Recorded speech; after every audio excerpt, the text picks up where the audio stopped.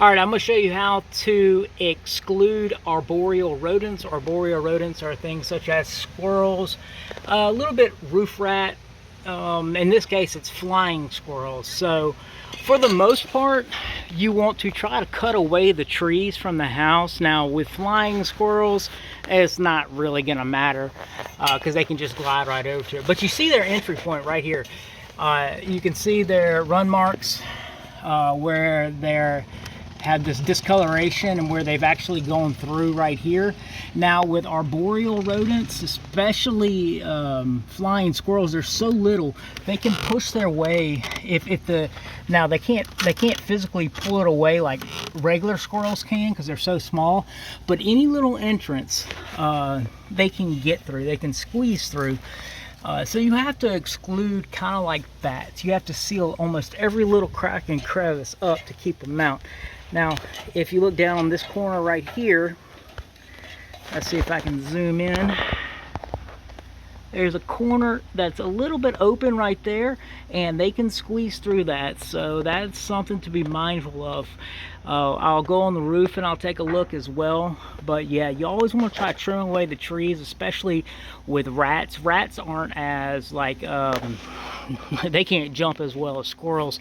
But squirrels, it just really doesn't matter because they can still climb up anything. But for general purposes, you want to keep the trees trimmed away from your house. Now I'll show you how to exclude that up in a little bit. I'll show you a few more entry points. One thing you always want to look for is make sure the ridge vents are all the way flush to the side of the to the roof, because smaller arboreal rodents can get under it. I've seen it. I've seen them actually chew through, and you always want to check the side back here to make sure that is closed up.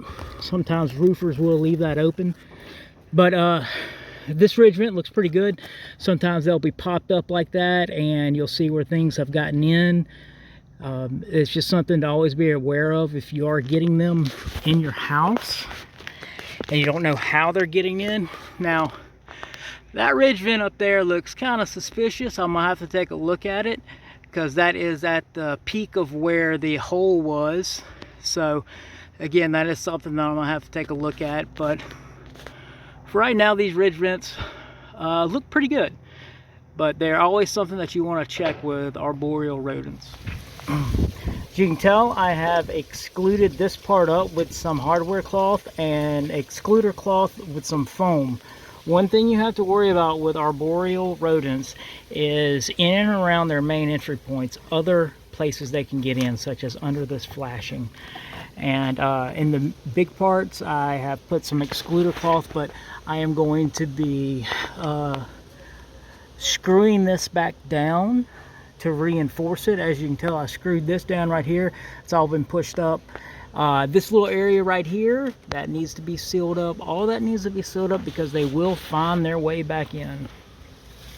Okay, I've screwed the flashing back down. Now it is tight, and I'll fill that in with a little bit of foam right there and clean that up. Also, I got to look at the peak right here, make sure that's good, and it seems to be good. And I've done the same with the flashing over here. Made sure that it's tight and they can't get under anything. So that has all been, I think the only place I screwed in the flashing right here was right here. But yeah, that is all tight.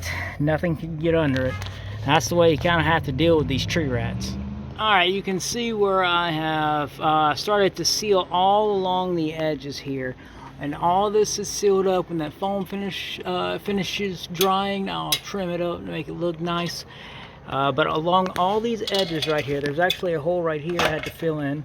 But along all these edges where the brick meets the siding needs to be filled in to discourage them from chewing through and breaking in again. So this is how to deal with arboreal rodents, and in this case right here, it's flying squirrels.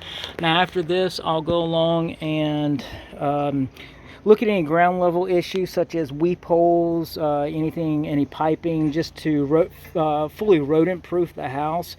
But I wanted to tackle this first since they were having problems with the flying squirrels, and that was obviously their main entry point.